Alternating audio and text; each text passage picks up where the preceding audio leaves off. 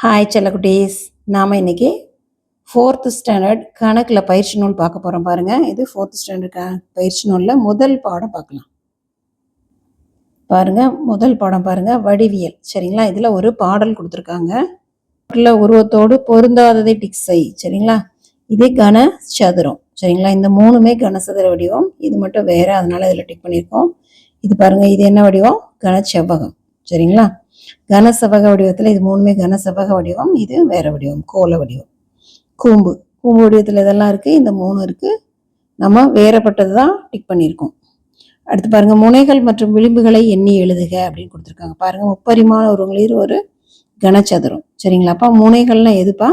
இந்த இருக்கு பார்த்தீங்களா, இந்த எண்டு, இது முனை உங்களுக்கு தெரியும். 1 2 3 4. சரிங்களா? 4 முனைகள் மேலே இருக்கா. கீழே பாருங்க, 5 6 7 8. சரிங்களா? 8 முனைகள். விளிம்புகள்லாம் என்னதுப்பா? இந்த கோடு தான் விளிம்புகள். சரியா? பாருங்க, மேலே பாருங்க 4 கோடு இருக்கா. 1 2 3 4 ஒரு சதுரம் இருக்கு. கீழே பாருங்க ஒரு சதுரம் இருக்கு. 5 6 7 8. சரிங்களா? இது ஒரு சதுரம், மேலே ஒரு சதுரம். அடுத்து இது 9 ஒரு கோடு, இது 10. இது முன்னாடி 11, பின்னாடி 12. சரிங்களா? இதைத்தான் விளிம்புகள் அப்படின்னு சொல்றோம். இந்த கோடு தான், இதுதான் விளிம்பு. சரிங்களா? இதே தான் கனசதுரத்துக்கும் செவ்வகத்துக்கும் முனைகள் ஒரே மாதிரி தான் இருக்கும், விளிம்புகள் ஒரே மாதிரி தான் இருக்கும். முகங்கள் அப்படின்றது இந்த மேல் பரப்பு இருக்கு இல்லையா, இதுதான் முகங்கள். முன்னாடி ஒரு மேல் சமதள பரப்பு இருக்கும், பின்னாடி ஒரு சமதளம் இருக்கும், சுத்தி 4 பக்கமும் 4 சமதளம் இருக்கும். சரிங்களா? அப்ப அதுதான் 6 முகங்கள் அப்படின்னு நம்ம சொல்லுவோம்.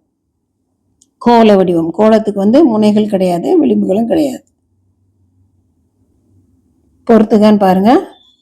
இங்க உருளை, கனச்செவ்வகம், கனச்சதுரம், கோலம், கூம்பு கொடுத்துருக்காங்க. இந்த வடிவங்கள்ல நம்ம என்ன செஞ்சிருக்கோம்? பொருத்திருக்கோம். அடுத்து பாருங்க, பொருள்களின் முப்பரிமாண உருவ பெயர்களை எழுதுக. முப்பரிமாண உருவங்களோட பெயர்கள் எழுத சொல்லியிருக்காங்க. இது கோலம், கனச்செவ்வகம், கூம்பு, உருளை, கனச்சதுரம், இதுவும் கோலம்தான். ஒரு பக்கத்தை வடிவொற்றி வரைந்து கிடைக்கும் வடிவத்தின் பெயரை எழுதுகன்னு கொடுத்துருக்காங்க. இது எந்த பக்கம் வச்சாலும் இதில் சதுரம் தான் கிடைக்கும். கனசதுரத்தில் நம்ம எந்த பக்கம் வச்சு வரைஞ்சாலும் நமக்கு சதுர வடிவம் கிடைக்கும். அதே மாதிரி கனச்செவ்வகத்தில் செவ்வக வடிவம் நமக்கு கிடைக்குது. அடி ஒற்றி வைக்கும்போது, அடிப்பக்கத்தில் வைக்கும்போது உருளை வடிவத்தில் அடிப்பக்கம் வைக்கும்போது நமக்கு வட்ட வடிவம் கிடைக்கும். சரிங்களா? இந்த சைடில் வெளிப்பக்கம் அப்படின்னா தான் நம்ம செவ்வக வடிவம் வரும். வட்டமே போதுமானது, இது தேவையில்லை. அடுத்து பாருங்க, கூம்பை கீழே வச்சா நமக்கு என்ன கிடைக்கும்? முக்கோண வடிவம் கிடைக்கும். சரிங்களா? இதோட ஒரு பகுதி, கூம்போட ஒரு பகுதி நமக்கு முக்கோண வடிவமாக இருக்கும். இதில் அடிப்பகுதி வட்டமாக இருக்கும், கூம்போட அடிப்பகுதி. சரியான விடைக்குரிய வட்டத்தை வண்ணமிடுன்னு கொடுத்துருக்காங்க. ராக்கெட்டில் பயன்படுத்தப்படும் முப்பரிமாண உருவங்கள். இந்த இருக்கு படம் பக்கத்தில் கொடுத்துருக்கு. இதில் இது கூம்பு, உருளை 2 மட்டும்தான். யாழினி தனது அம்மாவுடன் ஒரு மகிழுந்தில் பயணம் செய்கிறார். எதிரே வந்த பேருந்தை காட்டி கனச்செவ்வக உருவம் என அம்மா கூறிவிட்டு அதன் சக்கரம் என்ன உருவம் என்று கேட்டார். சக்கரம் என்ன உருவம் என்று யாழினி கூறியிருப்பாள். சக்கரம் உருளை வடிவம். சரிங்களா? ஒரு தீப்பெட்டியின் ஒவ்வொரு முனையிலும் ஒரு பொட்டு ஒட்ட வேண்டும் எனில் மொத்தம் எத்தனை பொட்டுகள் தேவைப்படும்? முனைகள் எத்தனை பாருக்கு? 8 முனைகள். அப்போ 8 பொட்டுகள் தேவை. சரியா? அட்டவணையை நிறைவு செய்கன்னு கொடுத்து உனது பள்ளிச்சூழலில் உள்ள ஏதேனும் 4 பொருள்களின் பெயர்களை எழுதி அவற்றின் முப்பரிமாண உருவத்தின் பெயர் மற்றும் வடிவொற்றி வரைந்தால் கிடைக்கும் 2 பரிமாண வடிவத்தின் பெயரை எழுதுகன்னு கொடுத்துருக்காங்க. செங்கல் கனசெவ்வகம், அது வடிவொற்றி வரையும் போது செவ்வக வடிவம் கிடைக்கும். பகடை கனச்சதுரம், சதுர வடிவம் கிடைக்கும். பந்து கோல வடிவம், அது வட்டம். அடுத்து தண்ணீர் பூட்டி உருளை வடிவம், செவ்வகம் கிடைக்கும். வட்டம்னு எழுதலாம். அடுத்து புத்தகம், கனச்செவ்வகம், செவ்வகம். தண்ணீர் பூட்டிலேருந்து நம்ம தண்ணீர் பாட்டில கீழே வச்சு வரைஞ்சோம்னா வட்ட வடிவமும் கிடைக்கும். சரிங்களா? சாய்வு கோடுகள் வரையப்பட்ட பக்கத்தின் சரியான வடிவத்தினை வண்ணம் தீட்டுகள் கொடுத்துருக்காங்க. பாருங்க, இதில் பாருங்க, இந்த சாய்வு கோடு போட்டது சதுர வடிவம், இது வட்ட வடிவம், முக்கோண வடிவம், செவ்வக வடிவம். யானவற்றிற்கு வட்டமிடுக. சதுர முகங்களை கொண்ட பொருட்கள். இதெல்லாம் சதுர முகம் இருக்கு 2க்கு. 2 வட்ட முகங்கள் கொண்ட பொருள் எது? 2 பக்கம் வட்டம் இருக்கிறது அப்படின்னா இங்கே மேலே கீழே உருளையில தான். சரிங்களா? அடுத்து செவ்வக முகங்களை கொண்ட பொருட்கள் இந்த 2. சரியான விடையை தேர்ந்தெடுன்னு கொடுத்துருக்காங்க. இங்கே இந்த பெட்டியை மூடுவதற்கு தேவைப்படும் மூடியின் வடிவம் எது? இந்த பெட்டியை மூடுவதற்கு என்ன வடிவம் மூடி தேவைப்படும் கொடுத்துருக்காங்க. இது ஒரு கனச்சதுரம். சரிங்களா? அதனால சதுர வடிவ மூடி மேலே தேவைப்படும். இது ஒரு மீன் தொட்டி. இந்த மீன் தொட்டியின் மூடியின் வடிவம் எது? மீன் தொட்டியோட மூடியோட வடிவம் என்னதுப்பா? செவ்வகம். இந்த இப்புட்டி மூடியின் வடிவம் என்ன? இந்த பாட்டில் இருக்குல்ல, இதோட மூடியோட வடிவம் என்னன்னு கேட்டிருக்காங்க. வட்ட வடிவம். அடுத்து சரியான டிக்ஸை கனசதுரத்தின் வலையமைப்பு எது? கனசதுரத்தோட வலையமைப்பு எதுன்னு கேட்டிருக்கு. இது. உருளையின் வலையமைப்பு எது? இது. உருளையில் 2 வட்டம் இருக்கு இல்லையா, அதனால் அது 2 வட்டத்தை வச்சு நம்ம கண்டுபிடிச்சிக்கலாம். கொடுக்கப்பட்டுள்ள குறிப்பின்படி வண்ணக்கோடிடுகன்னு கொடுத்துருக்கு. ஆரம்னா பச்சையாக போட சொல்லியிருக்காங்க. நான்னா சிவப்பு, விட்டம்னா ப்ளூ கலர். சரிங்களா? பாருங்கள், ஆரம் அப்படின்றது மையப்புள்ளி. இது ஒரு மையப்புள்ளி. வட்டத்துக்கு ஒரே ஒரு மையப்புள்ளி தான் இருக்கும். இதுதான் அதோட மையப்புள்ளி. மையப்புள்ளியிலேருந்து இதை பருதின்னு சொல்லுவோம். அந்த வட்டத்தை சுற்றி இருக்க இந்த கோடு இருக்கு பார்த்தியா, இந்த கோடுக்கு பேர் பருதி. வட்டத்திலிருந்து பருதியில் எந்த இடத்துல போட்டாலும் இது அதாவது மையப்புள்ளியிலேருந்து பருதியில் எந்த இடத்துல தொட்டாலும் அது ஒரு ஆரம். சரிங்களா? இதில் நிறைய ஆரங்கள் இருக்குது. எந்த பக்கம் வேணாலும் வரைஞ்சிக்கலாம். மையப்புள்ளியிலேருந்து இந்த பக்கம் ஒரு வரையக்கூடிய இதுக்கு ஒன்றுக்கு பேர் என்னது? ஆரம். சரிங்களா? விட்டம்னா என்ன? மையப்புள்ளி வழியாக செல்லக்கூடிய கோடு.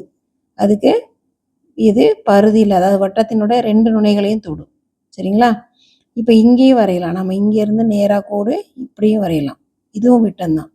இங்கேருந்து இங்கேயும் வரையலாம். எப்படி வேணாலும் வரையலாம். அந்த கோடு மையப்புள்ளி வழியாக போகணும். மையப்புள்ளி வழியாக போகக்கூடிய கோடு தான் விட்டம். சரிங்களா? இப்படி முழுசாக வரையக்கூடிய கோடு. விட்டத்தில் பாதி தான் ஆரம். அடுத்து பாருங்கள், நான்ன்றது மையப்புள்ளி வழியாக போக வேண்டிய அவசியம் கிடையாது. மையப்புள்ளி வழியாக போகாமல் வேறு எந்த பக்கம் அப்படி கோடு போட்டாலும் இது ஒரு நான். அதாவது வட்டத்தோட 2 முனைகளை இணைக்கக்கூடியது. விட்டமும் இப்படி இதுவும் நான் தான், இதுவும் நான் தான், இதுவும் நான் தான். சரியா? இங்கே வேணாலும் நான் என்ன செய்யலாம், நம்ம வரையலாம். வட்டத்தோட மிகப்பெரிய நான் விட்டம்தான். இது பெரிய நான் அப்படின்னு சொல்லுவாங்க. அடுத்து பாருங்க, பக்கங்கள் இல்லாத வடிவம் எது? பக்கங்கள் இல்லாத வடிவம் வட்டம். முனைகள் இல்லாத வடிவம் அதுவும் வட்டம்தான். படத்தின் மையப்புள்ளியை குறிப்பது எது? படத்தினோட மையப்புள்ளியை குறிக்கிறது எது? இந்த இருக்கா ஓ. ஓசி என்பது எதை குறிக்கும்? ஓசி அப்படின்றது எதை குறிக்குது அப்படிங்கிற ஓலேருந்து சி. இது என்னது? மையப்புள்ளியிலிருந்து பருதியை தொடர ஒரு ஹாஃப் கோடு. அது என்னது? இது ஆரம். படத்தின் மிகப்பெரிய நான் எது? மிகப்பெரிய நான் எது? இந்த இருக்கிய விட்டம். இஎஃப். எஃப்இ தான் என்னது? மிகப்பெரிய நான். இஎஃப் 4 சென்டிமீட்டர் எனில் ஓஇயின் நீளம் என்னவாக இருக்கும்? இந்த இடத்துல இஎஃப் 4 சென்டிமீட்டர். ஆனால் ஓஇ, ஓலேருந்து போகக்கூடிய இ பாதி எவ்வளோப்பா? 2 சென்டிமீட்டர். சரிங்களா? வட்டத்தின் எத்தனை ஆரங்கள் வரையலாம்? எண்ணற்ற ஆரங்கள் வரையலாம். நிறைய ஆரங்கள் வரையலாம் வட்டத்தில். சரியான விடையை தேர்ந்தெடுக்க கொடுத்துருக்காங்க பாருங்கள்.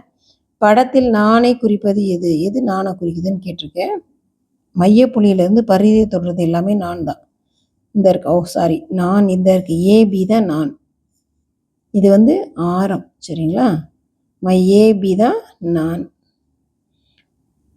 எந்த இணை தவறானதுன்னு கேட்டிருக்காங்க. இதில் எந்த இணை தவறானதுன்னு கேட்டிருக்காங்க. ஓபிபிஎஃப். ஓபிபிஎஃப் இங்கே இருக்குது. சரிங்களா? இது ஆரம் ரைட்டு. ஆனால் இது என்னது? இது நான். அதனால் இது 2 தப்பு. சரிங்களா? இது 2மே ஆரங்கள் கொடுத்துருக்காங்க. இது 2மே விட்டங்கள் கொடுத்துருக்காங்க. இது 2மே நான் இல்லை. ஒன்று நான் இருக்குது, ஒன்று ஆரம் இருக்குது. அடுத்து பாருங்கள், வட்டத்தை பற்றி சரியான கூற்றை தேர்ந்தெடு. வட்டத்தை பற்றின சரியான கூற்று எது? வட்டத்தின் அனைத்து விட்டங்களும் சமம். கரெக்டு. வட்டத்தின் விட்டம் 10 சென்டிமீட்டர் எனில் அதன் ஆரம் எவ்வளவு? விட்டம் 10னா அதில் பாதி தான் ஆரம், 5 சென்டிமீட்டர்.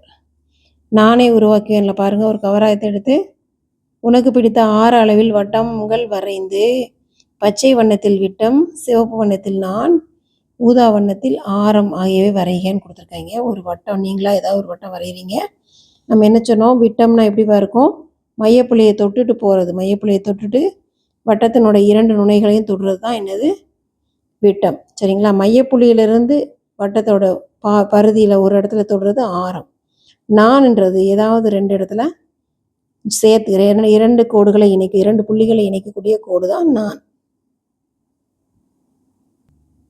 அடுத்து இது வண்ணம் இட சொல்லியிருக்கு. சமச்சீர் தன்மை பாருங்க, இந்த பூவில் சமச்சீர்த்தன்மை இருக்குது நேராக போடுறதுனால.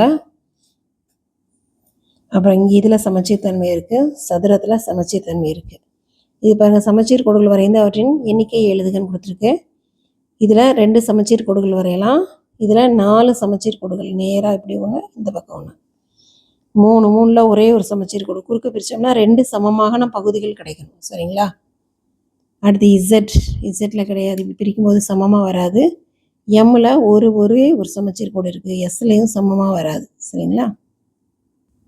சரியான விடையை தேர்ந்தெடுக்கன்னு கொடுத்துருக்காங்க. முக்கோண விடையும் கிடைக்க பின்வரும் தாளை எந்த முறையில் வெட்ட வேண்டும் கேட்டிருக்காங்க. சரியா? முக்கோண வடிவம் பாருங்கள், இதில் எது வருமா? இதில் தான் வரும், மற்ற இதுலேயுமே முக்கோண வடிவம் வராது. கீழ்காணும் வடிவத்தினை சமச்சீர் தன்மை உடையதாக மாற்ற தேவைப்படும் வடிவங்கள் கேட்டிருக்கு. இது சமச்சீர் தன்மை இருக்கிறதா மாற்றணும் அப்படின்னா நமக்கு என்ன வடிவம் தேவை அப்படின்னு கேட்டிருக்கு. பாருங்க, ஒரு முக்கோண வடிவம். இந்த முக்கோண வடிவத்தை எடுத்து நம்ம இந்த பக்கம் வச்சுட்டோம் அப்படின்னா என்ன செய்யலாம்? நேராக நம்ம சமச்சீராக பிரிக்கும்போது அரை வட்டமும் ஒரு முக்கோணமும் இந்த பக்கம் இருக்கும், அதே மாதிரி அரை வட்டமும் ஒரு முக்கோணமும் இந்த பக்கம் இருக்கும். சரிங்களா? இந்த மாதிரி பிரிக்கும்போது இது சமச்சீர் தன்மையுடைய பொருளாக மாறிடும். அடுத்து பாருங்க, 2 சமச்சீர் கோடுகளுடைய வடிவத்தினை தேர்ந்தெடு. 2 சமச்சீர் கோடுகள் கொண்டது சாய் சதுரம். அடுத்து பாருங்க, பொறுத்துக. எதிரெதிர் பக்கங்கள் சமம் என்னதுப்பா? செவ்வகம். பக்கங்கள் மற்றும் முனைகள் இல்லாதது வட்டம். ஒரு ஜோடி எதிர்பக்கங்கள் இணையாக இருக்கிறது சரிவகம். அடுத்து பக்கங்கள் சமம், மூலை விட்டங்கள் சமம் அல்ல. சாய் சதுரத்துக்கு பக்கங்கள் சமமாக இருக்கும், அதோட மூலை விட்டங்கள் எப்படி இருக்காது? சமமாக இருக்காது. அடுத்து பாருங்க, விடை எழின் போட்டு 4 பக்கங்கள் சமமாகவும் மூலை விட்டங்கள் சமமற்றும் உள்ள வடிவத்தை வரைகன்னு கொடுத்துருக்கு. இப்போ தான் நம்ம பார்த்தோம் 4 பக்கங்கள் சமமாக இருக்கிறது இது சாய் சதுரம், அதோட மூலை விட்டங்கள் மட்டும் சமம் இல்லாமல் இருக்கும். எதிரெதிர் பக்கங்கள் சமம் உள்ள வடிவம் எதுனா செவ்வகம், இணைகரம். 3 முனைகள் மற்றும் 3 பக்கங்கள் கொண்ட வடிவத்தின் பெயர் முக்கோணம். சரியான விடைக்கு நிழலிடுக கொடுத்துருக்காங்க. இங்கே ஒரு சதுரம் கொடுத்துருக்காங்க. இப்படத்தின் ABBCCD என்பவை பக்கங்கள். இது இருக்கு இல்லையா? ABBCCDDA இது என்னது? பக்கங்கள். அப்புறம் ACBD இது 2 மூலை விட்டங்கள். சரியா?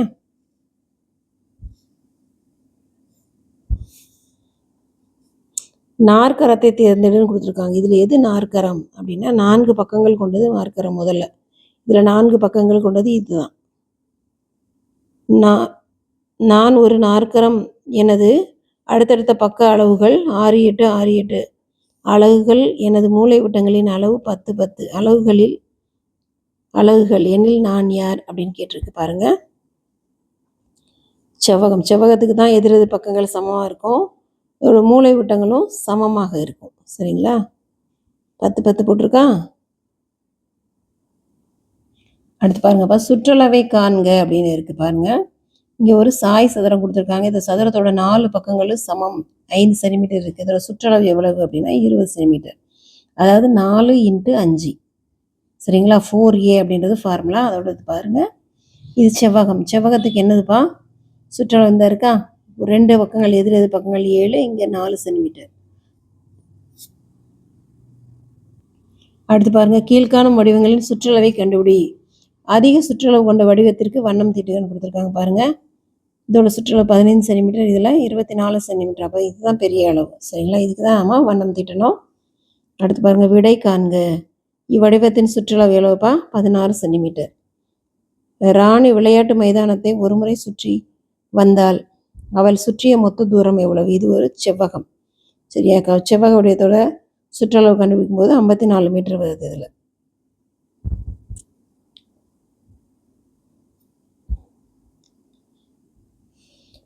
மேற்புறம், முன்புறம் மற்றும் பக்கவாட்டு தோற்றத்தை வரைக அப்படின்னு கொடுத்துருக்காங்க. படங்கள் கொடுத்துருக்காங்க. மேற்புறம் பாருங்க, மேலே எப்படி இருக்கு? இந்த மாதிரி இருக்கு. முன்புறமும் இதே தான், பக்கவாட்டும் இதே தான். கன சதுரம் அப்படின்றதுனால 4 பக்கங்களும் ஒரே மாதிரி தான் இருக்கும். கன செவ்வகத்தில் இந்த 2 பக்கமும் மேலையும் கீழே ஒரே மாதிரி இருக்கும், இந்த சைடில் இருக்கிறது வந்து வேறு மாதிரி இருக்கும். சரியா? பக்கவாட்டு தோற்றம் வேறு மாதிரி இருக்கும். அடுத்து பாருங்கள், உருளையில் மேலே வட்டமாக இருக்குது பக்கவாட்டு தோற்றம். இது முன்புற தோற்றமும் அப்படி தான் இருக்குது, இதே தான். அடுத்து கூம்பில் அடியில் அடிப்புற தோற்றம் வட்டமாக இருக்கும், பக்கவாட்டு தோற்றம் ரெண்டுமே முக்கோணமாக இருக்கும். படத்தை உற்று நோக்கி விடையளிக்க அப்படின்னு கொடுத்துருக்காங்க. இங்கே ஒரு படம் கொடுத்துருக்காங்க பாருங்கப்பா. உனக்கு பிடித்த வாகனத்தை டிக் செய். உனக்கு என்ன வாகனம் பிடிக்குமோ பாருங்கள், டிக் பண்ணுங்கன்னு. இங்கே பஸ் இருக்குது, இங்கே போட் இருக்குது, ஹெலிகாப்டர் இருக்குது. சரிங்களா? இப்போ நம்ம நீங்கள் எதை டிக் பண்ணுறீங்களோ அதிலிருந்து உனக்கு பிடித்த வாகனம் இருக்கும் இடத்திலிருந்து பார்த்தால் வீட்டின் தோற்றம் எவ்வாறு தெரியும் என்பதை டிக் பண்ண சொல்லியிருக்காங்க. இதிலேருந்து பார்த்தீங்கன்னா இங்கே பஸ்லேருந்து பார்த்தா என்ன தெரியும்? இந்த பக்கம் உருவம் தெரியும். அங்கிட்டு போர்ட்லேருந்து பார்த்தா இந்த சைடு தெரியும். சரிங்களா? மேலேருந்து பார்த்தா இந்த மாதிரி ஃப்ளாட்டாக தெரியும். கலர் மட்டும் தான் தெரியும், அது என்ன வடிவம்னு தெரியாது. பின்வரும் வினாக்களுக்கு விடையளிக்கன்னு கொடுத்துருக்கு. இதன் பக்கவாட்டு தோற்றம் எதனுடையது அப்படின்னு கேட்டிருக்காங்க. இது வட்ட வடிவ மேற்புற தோற்றம் கொண்டது எது? வட்ட வடிவ மேற்புற தோற்றம் கொண்டது உருளை. மேலிருந்து பார்த்தால் வட்டமாக தெரியும் பொருள்களை வட்டமிடுக. மேலிருந்து பார்த்தா வட்டமாக தெரிகிறது இந்த மூணும். குறிப்பின்படி வரைக. இதன் மேற்புற தோற்றம் இந்த இருக்கு. இதன் பக்கவாட்டு தோற்றம், இதன் மேற்புற தோற்றம். சரியா? Thank you children. Have a nice day.